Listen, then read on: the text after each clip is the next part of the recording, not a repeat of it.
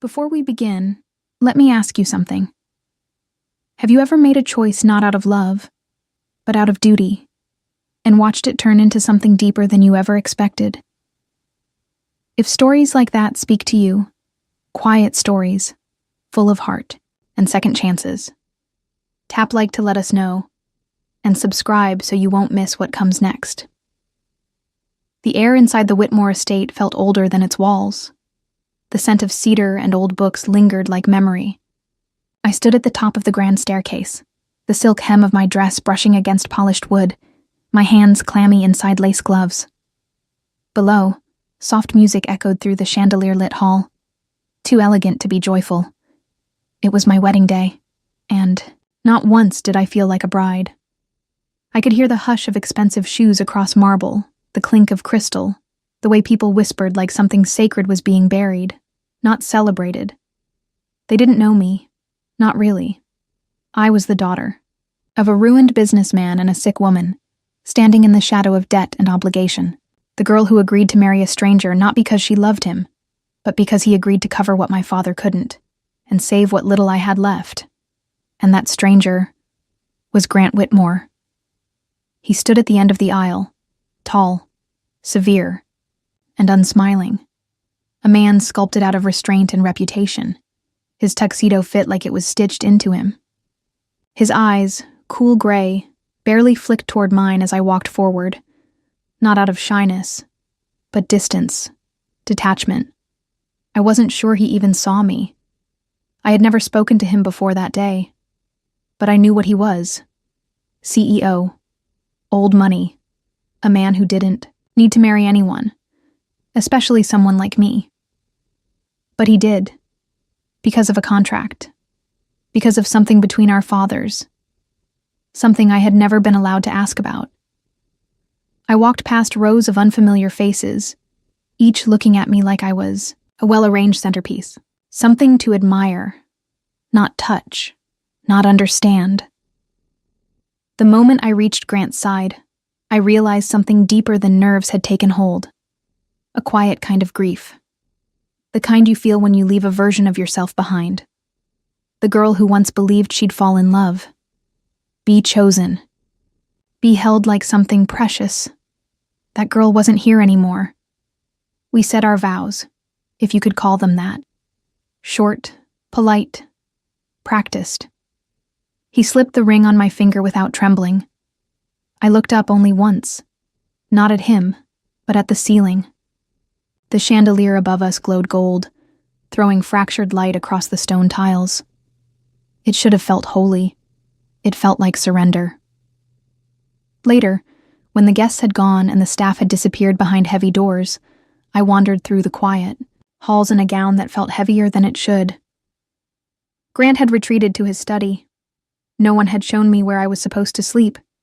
So I walked, past oil paintings and silent staircases, through rooms that smelled of lemon polish and closed memories. That's when I found it. The library. It was tucked behind a thick wooden door on the east side of the house, dimly lit, filled with shelves that touched the ceiling, a room designed for legacy. I entered without thinking, drawn to the silence. There was a desk near the window. Old, scratched at the edges, like it had once been moved in a hurry and never forgiven for it. The drawers creaked as I pulled one open. Inside, wrapped in a yellowed handkerchief, was a letter. I don't know why I opened it. Maybe I hoped it was a clue, a hint of who Grant was, or why this house felt so full of ghosts. But the name on the envelope stopped my breath. To Walter Whitmore. From ML, my mother's initials. I unfolded the letter with hands that weren't steady. Walter, I forgive you, not because you asked me to, but because I must. For myself, for my child. I know now you never meant to keep the promise. That it was easier for you to serve your family's legacy than to build one with me. But you gave me something, even in leaving. You gave me the clarity to raise her without bitterness. If she ever walks your halls, I pray she does not walk alone. MLI read the words twice, 3 times. The air in the library shifted, like the room knew it had given away a secret it had held for decades. My mother had once loved a Whitmore and had been left, and now I was here, in their house, wearing their name, married to their son, not because of love, because of something older, because of something owed. I folded the letter carefully, as if it might break. For the first time that night, my hands stopped shaking, because maybe, just maybe, I wasn't the only one living in someone else's debt, and maybe Grant Whitmore wasn't just marrying me to solve a problem. Maybe he was paying a price he never spoke aloud. I returned to my room, wherever that was now, and placed the letter inside the drawer beside the bed. I didn't cry. I didn't scream. But I lay down in the dress I hadn't changed out of, and stared at the ceiling as the house creaked softly around me. Somewhere across the hallway, the man, who was now my husband, sat behind a locked door, and I wondered if he knew that his family had once turned away from love, and that I had just become the consequence. There's a certain kind of silence that doesn't come from the absence of sound, but from the absence of warmth. That was the kind of silence that followed me through the Whitmore estate the morning after the wedding. The sun spilled into the wide kitchen through tall windows, turning the marble countertops pale gold. But even light couldn't warm the space. It was spotless. Still, as though no one had cooked there in years. There was no note, no breakfast, no sign of him. Grant, my husband. The word sat awkwardly in my throat, like trying to swallow something that never belonged there. I made tea with trembling hands. The cupboard doors sighed when I opened them. Expensive wood, soft hinges, all designed to keep noise out. The only sound in the kitchen was the whistle of the kettle, sharp and brief, like it regretted being heard. I sat by the window drinking alone. Outside, the garden looked like something from a magazine, trimmed hedges, clean paths, a fountain that didn't splash. Perfect, but lifeless. I wondered if Grant was already at work. I hadn't seen him since the wedding. He hadn't come to my room, hadn't spoken a word after the ceremony. There was no guide, no welcome, no "how are you adjusting?" Just the cold efficiency of obligation. This wasn't a home. It was a holding place, and I was its quietest possession. That afternoon, I took a car, alone, and went back to the house I'd grown up in. A smaller place, cramped and creaking, but warm in all the right corners. The kind of home where you always knew someone would be in the kitchen, humming, even if it was just to themselves. Mom was there, seated at the window with a quilt across her lap, staring at the garden as if trying to memorize it before it changed again. When she saw me, she smiled, tired but true. "You made a beautiful bride," she said softly. I watched the wedding on my phone. "You weren't supposed to." "I know," she nodded. "But I couldn't miss the moment you became someone's wife, even if I don't yet know what kind of man he is." I didn't answer, because I didn't know either. Instead, I knelt down, took her hands in mine, and rested my forehead against them. "I miss you already," I whispered. "I'm right here." Later, as I was washing some dishes, I noticed a paper bag on the counter, filled with boxes of medicine, the kind that had cost us everything, the kind I thought we couldn't afford anymore. "Did Dad come through?" I asked cautiously. "No." My mom shook her head. "A man from the pharmacy called, said everything was paid in full for the next 6 months." "By who?"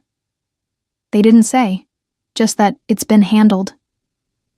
My hands stilled in, the water. I didn't need to ask.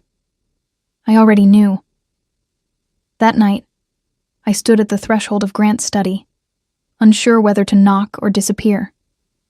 I could see him inside, sleeves rolled, jacket off, seated behind a desk that could have been carved from a single tree. He was reading, still, silent. I hovered, waiting for a flicker of acknowledgement. It didn't come, so I turned away. The next few days passed in a rhythmless blur. Meals I ate alone, rooms I wandered like a stranger in my own life. But the thought of that letter, and of my mother's connection to this house, stayed with me like a thread I couldn't unpick. One morning, I returned to the library. This time, I didn't look for letters. I just sat, in the corner, wrapped in one of the old blankets someone had left on a chair. I traced the spines of the books with my eyes. Some had names I didn't recognize. Others had been read so often. The titles were almost faded, and for a moment I remembered being 7 years old. Sitting on the floor while Mom read out loud from Jane Eyre, her voice strong and soft, like the hum of something sturdy. She used to say, "A book is proof that someone was there before you, and wanted you to know you're not alone." But, in that house, I felt more alone than I had ever been. Later that week, a maid, quiet, kindly, brought a tray to my room. Dinner, soup, bread, tea. A folded note rested beside the cup. In Grant's handwriting, "You should see your mother tomorrow. I'll send the car at 9 a.m. That was all. No greeting, no apology. But something in the simplicity of it reached me, not for what it said, but for what it didn't need to say. He knew. He was watching from the corners of his silence. When I arrived at my mother's house the next day, she was brighter. She had slept well. The medicine was helping. We sat in the sunroom with tea and peeled apples, and for the first time since the wedding, she reached over and touched my cheek. "You look older," she said. "Do I? Not tired. Just more yourself." I didn't know what that meant. Not yet. But I held on to the words like seeds. Maybe someday they'd bloom. That evening, as I returned to the Whitmore estate, the house didn't feel warmer. But I did, and in the quiet of the grand hallway, I saw a flicker of movement. Grant, turning a corner, pausing as if to say something, but choosing not to. He nodded. I nodded back. No words. But for the first time, it didn't feel like absence. It felt like waiting. Some mornings come with a heaviness you can't explain, like the air knows something you don't. It was still, dark when I woke. No alarm, no sound, just an ache I couldn't place, lodged somewhere between my ribs. I wrapped a shawl around my shoulders and wandered through the hallway barefoot. The Whitmore estate had a way of making you feel like you were walking through someone else's memory. Every doorknob, every framed oil painting, every book on the shelf seemed to belong to a world that had finished breathing years ago. The door to Grant's study was cracked open. I paused. I hadn't seen inside during daylight, let alone in this strange hour between night and morning. Something about it pulled me forward. Inside, the light from the fireplace cast flickering shadows on the walls. Grant stood at the hearth, sleeves rolled up, shirt unbuttoned at the collar, holding a letter over the flames. The paper curled, blackened at the edges, and vanished in ash before I could see what it was. He didn't notice me at first. But when he did, he didn't look surprised, just tired. "Couldn't sleep?" I asked. He shook his head. "Too much memory in this house?" I stepped inside slowly. "Was it important?" He turned to the fireplace. "Everything's important. Until it burns." There was a long silence between us, but it wasn't the cold kind. It was the kind that stretched like fabric, trying to hold something unspeakable. I broke it first. I found a letter. In the library, from my mother, addressed to your father. His eyes didn't widen. His posture didn't stiffen. He knew. I read it, I added quieter. She forgave him. Grant moved to the corner of the study where an old liquor cabinet stood. He poured himself a drink, neat, but didn't raise it to his lips. "He asked me to marry you," he said finally. "Not for business, not for you. For him. I felt my hands curl. So I was a favor? He turned toward me, and for the first time, his expression shifted. There was no detachment, no polished reserve, only something bruised and oddly gentle. You were never a favor, he said, but I didn't know that until the day I met you. He crossed the room and pulled open a drawer beneath a cabinet. From inside, he took out a framed photograph and handed it to me. My breath caught. My mother, younger, radiant, standing, in a garden I recognized as the one behind this very house. And beside her, a man with a familiar jawline, a younger version of Grant's eyes. My father loved her, Grant said, but he loved his legacy more. I looked down at the photo. Again. My mother wasn't smiling in it. She looked like someone trying to memorize a moment she knew wouldn't last. He was already engaged to my mother, Grant continued. Arranged, of course, to consolidate assets, as they used to say. He broke it off with your mother quietly, never told her the full truth. Then he left the state, married mine, built a company on silence. I couldn't speak. Not yet. He regretted it, Grant said, softer now, all of it. And before he died, he asked me to find her. Not to apologize, but to do right by what he couldn't. By marrying me. He nodded. By protecting the only thing she had left. You. I sat down, because standing suddenly felt like too much. I thought I was here to pay off a debt, I said. Grant sat across from me, his eyes darker in the firelight. You were, just not the one you imagined. My finger still clutched the photo. She never told me. About him. She wouldn't, he said. She was stronger than he ever was, and maybe stronger than I am. He took a sip of the whiskey, eyes never leaving mine. I didn't think this would mean anything. I told myself I was fixing something, not starting anything. But you... He paused. You're not what I expected. I looked up. What did you expect? Someone breakable. He set the glass down and leaned forward, elbows on his knees. But you walked into this house, into this marriage, with your head up and your heart still intact. And you made it impossible for me to pretend that none of it matters. Outside, dawn was beginning to bleed into the edges of the windows. I stood, still holding the photo, and crossed back to the fireplace. I came here thinking I had nothing, I said quietly. But maybe I have more than I thought. Grant didn't reply. But he stood too. Our eyes met, for real this time. Not out of obligation, but recognition. Two people raised by ghosts, trying to find a way forward. Together, or not. But aware now, painfully aware, of where the pain began. I left the study with the photo still in my hand, not because I needed proof, but because I needed reminding that forgiveness, like fire, doesn't destroy. It transforms. There are moments so quiet, so impossibly gentle, that you don't realize they've changed everything until they've passed.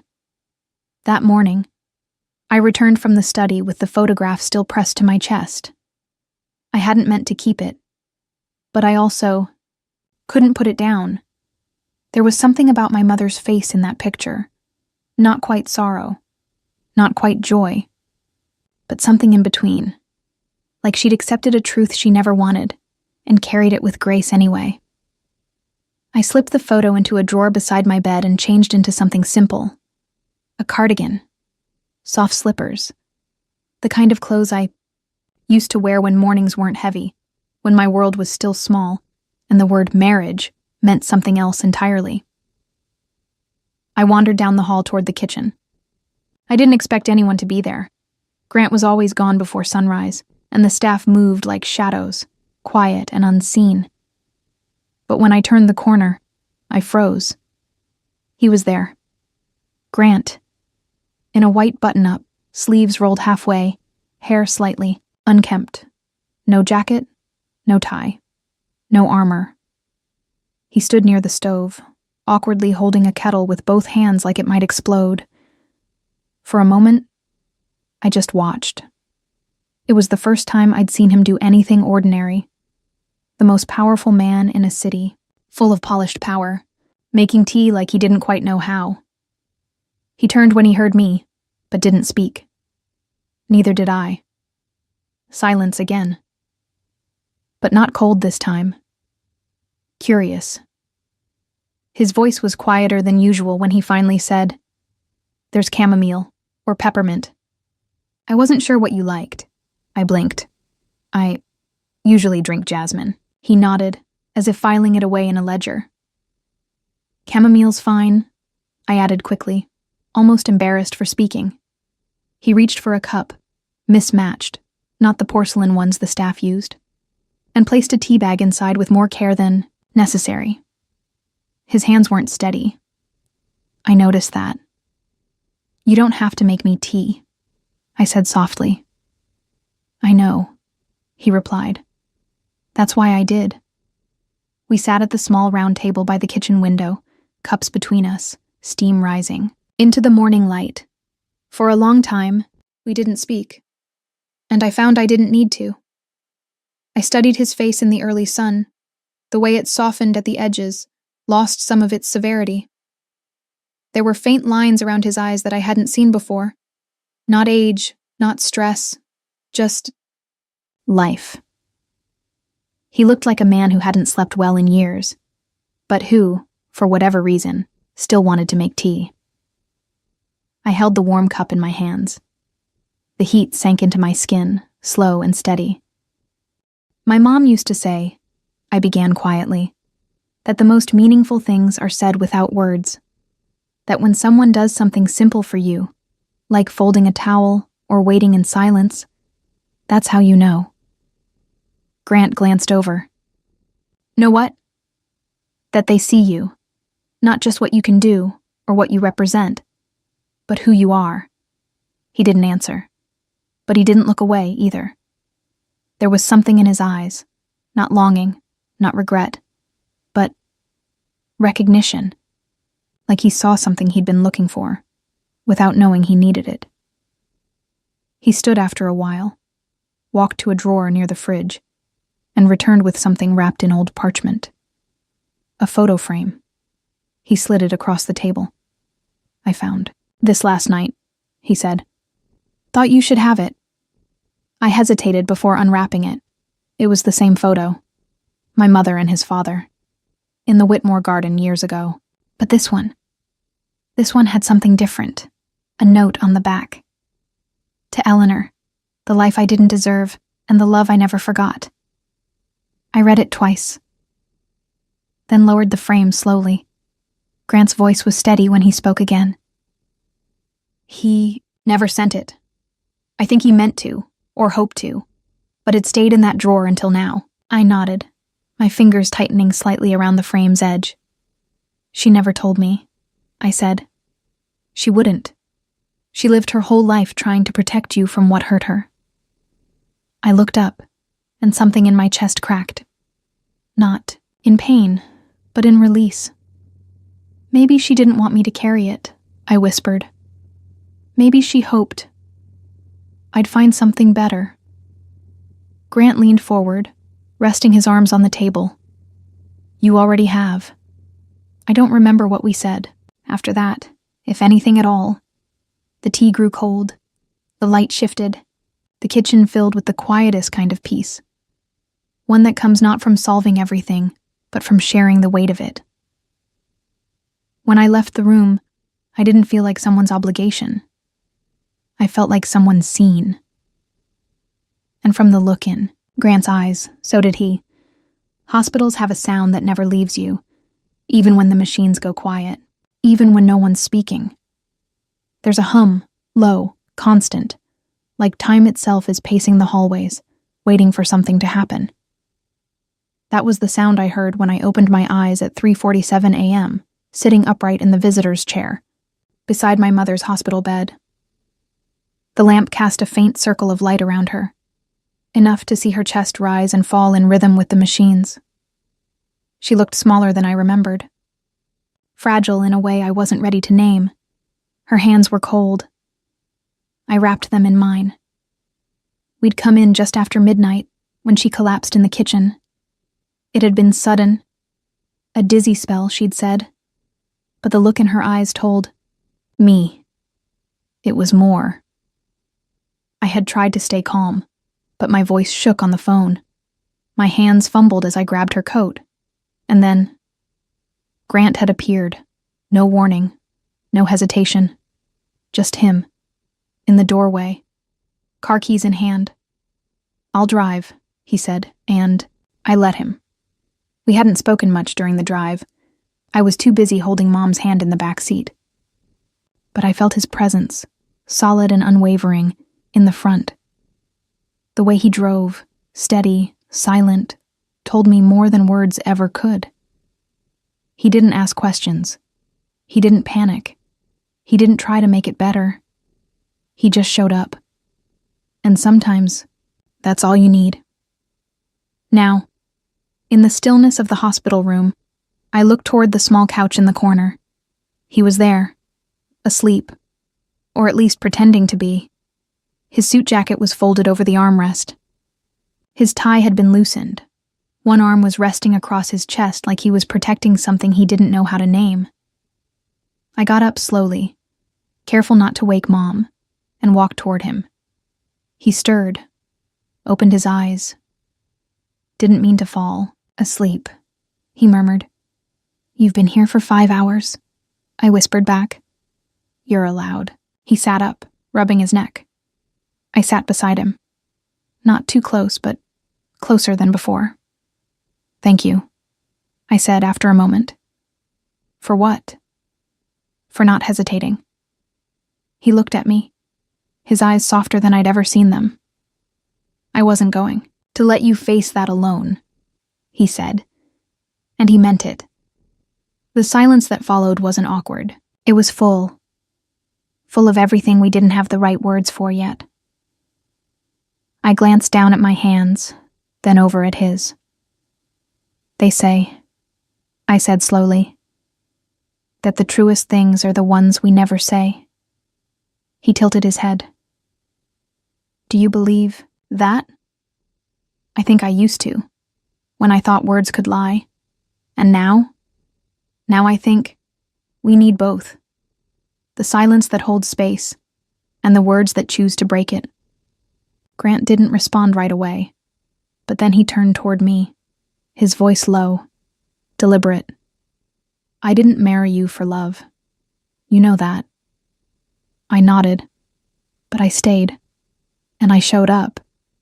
And somewhere between your first morning in that house and tonight, I realized I can't go back to before you. My breath caught.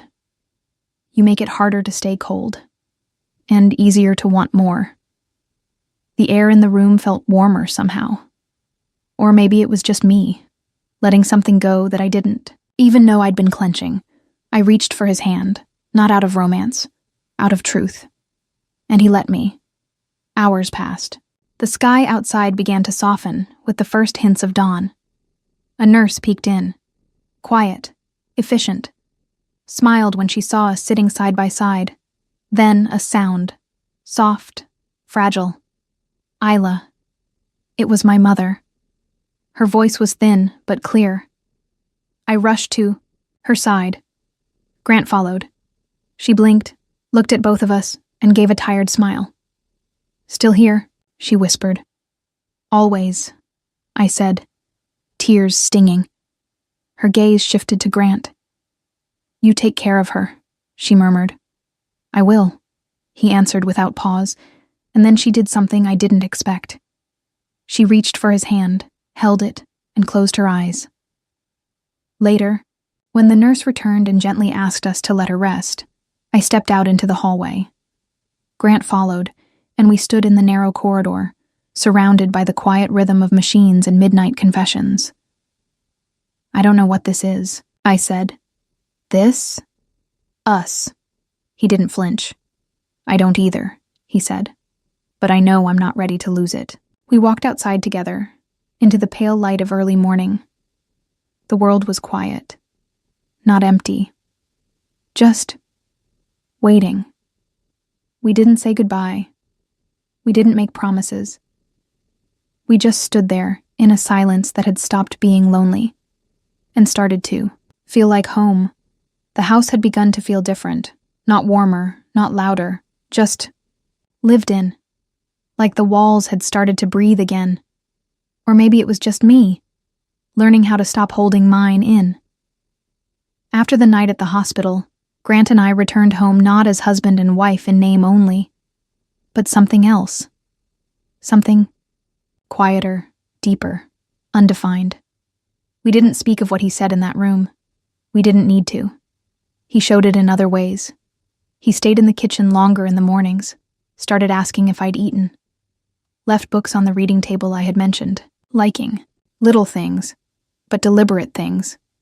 And I let my guard down. That was my mistake. It was a Thursday evening when the past walked into the house. Literally. A fundraiser was being held in the east wing of the estate, something Grant had committed to long before we married. An event for arts and education, full of champagne flutes and polite conversations spoken through tight smiles. I wore a dark green gown. Simple, but it made me feel like someone who belonged. Grant escorted me in, his hand resting gently at the small of my back, and I caught more than one surprised look from the crowd. They weren't used to seeing him with someone, and they definitely weren't used to seeing him look at someone the way he looked at me. I was halfway through a conversation with one of the trustees when I felt the shift, the subtle hush in the room, like a dropped glass that no one saw fall. I turned and saw her. She moved through the guests with practiced ease, tall, graceful, draped in a crimson silk gown that shimmered like intent. Her smile was precise, her eyes sharp, not cruel, just confident. The kind of woman the world never questioned. And when she approached us, Grant's posture changed, not by much, just enough to notice. "Isla," he said quietly, turning to me. "This is Elena Carlyle." She extended her hand, perfectly manicured, slightly tilted chin. "So you're the wife." I took her hand. "Yes. And you are?" "An old friend," she said, "from a time when Grant still returned calls." I smiled politely. "Must have been a very busy time." She laughed, not cruelly, but in that way that says, "I see you, and I know exactly what you're not saying." They spoke for a few minutes, light pleasantries, updates about mutual acquaintances, a gallery opening in New York. I stood beside Grant, silent, observing. Then she turned to me and said, "You must be very brave." I blinked. "I'm sorry?" To take on all of this, she gestured subtly at the house, the crowd, the man beside me. "The Whitmore world isn't for everyone, but maybe it suits you." There was nothing in her tone to accuse, but it landed, like a needle anyway. Grant's jaw flexed, ever so slightly. "Elena," he said, with just a hint of steel in his voice, "Isla isn't taking on anything. She belongs here." She raised an eyebrow. "Of course she does."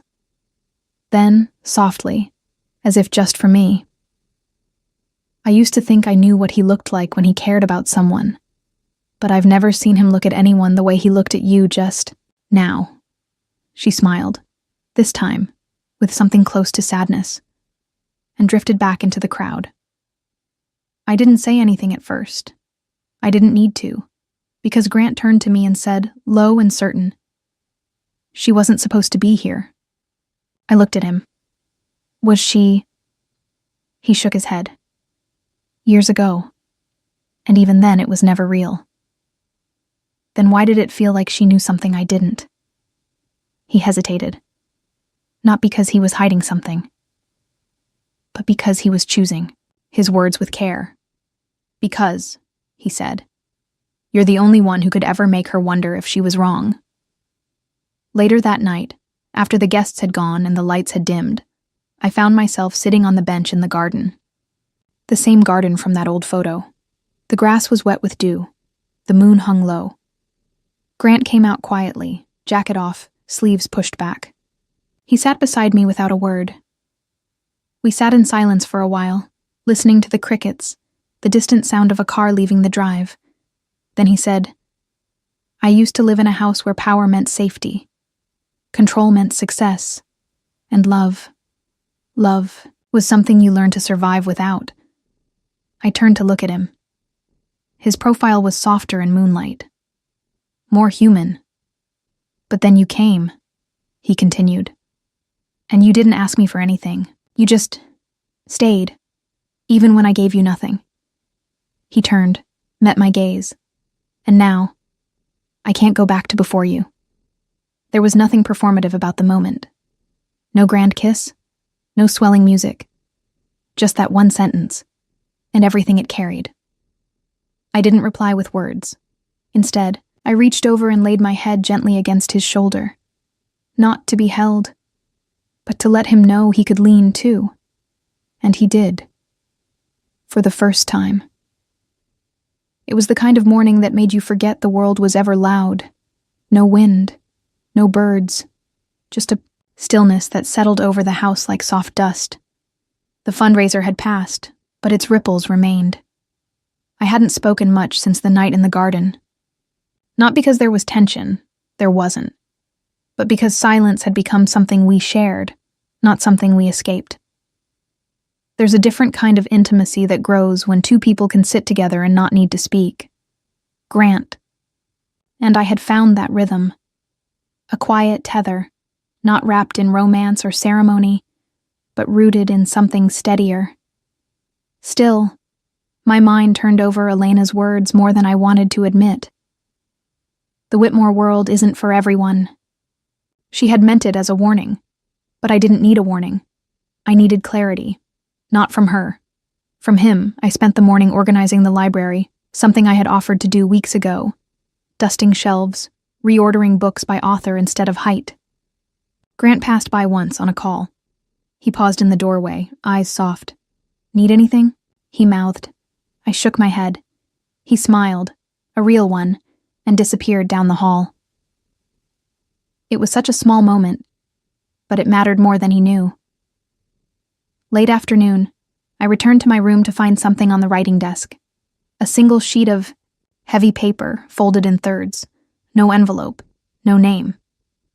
I opened it, expecting a note about dinner, or perhaps a financial update. But the handwriting was unmistakably his. Clean, angled, precise, and yet vulnerable. Isla, I've been thinking about words. The ones we say too late. The ones we never say at all. My father built his life on silence. He believed that protecting legacy meant burying anything soft, anything human. He never told your mother he loved her, and he never told me he regretted how that ended. But I know he did, because he asked me to fix it. I didn't marry you out of love. That would have been dishonest. I married you because it was right, because I thought that was enough. But now I know. Right and enough are not the same. You changed things, not with speeches or demands, with quiet, with grace. You made this house feel less like a fortress and more like a place someone could come home to. I thought I was protecting you, that by keeping my distance I was being noble, but I was wrong. You never needed distance. You needed honesty, and I didn't give you that. Until now. So this is my honesty. I don't know how to be the man you deserve, but I know I want to try. Because you are not an obligation. You are not a debt. You are not my father's mistake. You are mine, and I hope, one day, I can be yours too. Grant, I read it 3 times. Each word sank deeper than the last. There was nothing dramatic in it. No pleas, no desperation, just truth. The kind that only comes from someone who's been silent too long, and is finally ready to speak. That evening, I visited the hospital. My mother was sitting up now, stronger. Her color was returning, her voice steadier. We drank tea together, in mismatched paper cups, while the sun dipped beyond the window. I handed her the letter without speaking. She read it slowly, quietly. When she finished, she placed it in her lap and looked at me. "He wrote this?" she asked. I nodded. Her lips trembled, not with pain, but something else, something tender. She reached for my hand and held it for a long time. "Your father once wrote me a letter too," she said softly, "but I never read it." "Why not?" "Because I already knew what it would say, and I didn't need words from someone who left." She looked at the folded paper in her lap again. "But this," she said, "this is different. He stayed. That night." I returned home to find the lights dimmed, the fire in the study glowing low. Grant wasn't in sight, but I knew where he'd be, seated on the balcony, or maybe reading in the library, pretending not to wait for me. I climbed the stairs, the letter still in my coat pocket. At my bedroom door, I paused, then turned, and walked down the hallway, past the paintings, the echoing floors, the spaces that once felt too large to fill. I stopped outside his door, knocked once. When he opened it, he looked more surprised than I expected. I held out the letter. I read. "It," I said, "and you're right." He blinked. "About what?" "That you didn't marry me out of love." I stepped forward, "But you might have stayed for it." I didn't move closer. I didn't need to. Because he did. He reached out gently, as though asking for permission without words, and brushed a strand of hair behind my ear. His hand lingered there, warm, steady. And in that touch, I found everything the letter hadn't said. I wasn't alone anymore, and neither was he. I used to think love would arrive like thunder, loud, obvious, unmistakable. But here, now, in this quiet house that no longer echoes like a museum, I realize it came like morning light through gauze curtains, soft, slow, and almost unnoticed until everything looked warmer because of it. It's been 3 weeks since the letter, 2 since we started having tea together every morning. No words at first, just steam between us. 1 since I moved my books from the guest room into the library. None of this was spoken aloud. It just happened. Like flowers blooming in a place once thought too cold. Grant didn't become someone else. He became someone honest. And in that honesty, I found space for something I hadn't allowed myself to hope for. A home. This morning, I woke up before sunrise. The sky was just beginning to shift, soft lilacs and sleepy blue stretching across the windows. I made my way to the kitchen in my robe and slippers, hair still in loose curls from the night before. The kettle was already on. Grant stood by the stove, back to me, shirt wrinkled, his usual polish replaced with something gentler, like he hadn't needed to be impressive for a while now. He turned when he heard me. "Jasmine," he said, holding up the tea canister. I smiled. "You remembered?" "I always do," he replied. Then after a pause, "Even when I pretend not to." We sat at the kitchen table, the same one from months ago, though now it had a bowl of oranges in the center and 2 mismatched mugs that belonged to us, not the estate. He passed me a folded envelope. I raised an eyebrow. "Another letter?" He shook his head. "From you, to you." I opened it slowly. Inside was a single page, in my own handwriting. "To the girl I was at 16, I know you're scared. I know you think the world is something that happens to you, not something you shape. But one day, you'll learn that strength doesn't always shout. Sometimes it just stands still. Sometimes it waits. And sometimes when you least expect it. It stays. You'll fall in love with a man who doesn't sweep you off your feet, but sits beside you while your world shakes. You won't realize it's love at first, because it won't come with promises or poems. It will come with warm tea and silence and the soft brushing away of fear. You'll wonder if it's enough, and one day you'll understand. It's everything. I looked up. My eyes shimmered. Grant wasn't watching me. He was looking at the steam rising from his cup, like he already knew what the letter said, like he had written it, in a different language, across every quiet moment we had ever shared. Later that day, we visited my mother. She was sitting in her armchair by the window, her fingers tracing the edge of the knitted blanket across her lap. The hospital had discharged her 2 days before, and she'd asked to stay at our place for a little while, which we both knew meant until I stopped feeling like a burden. Grant carried her tea to the armrest without being asked. She smiled at him, tired but content. "You're getting better at this," she said. He raised a brow. "At what?" "At being soft." He laughed, a rare, quiet sound. Isla reached over, brushed a loose hair from her mother's temple. "I never thought we'd be here," she whispered. Her mother looked at both of them. "Neither did I. But maybe that's the point. The best things don't come when we plan for them. They come when we stay long enough for them to find us." That evening, after she'd fallen asleep with a book open on her chest, we sat in the living room with the fire lit, each of us with a blanket, a cup of tea, and a wordless peace. I looked at Grant. Not the version people saw at galas or boardrooms, but the man who drove me to the hospital without question.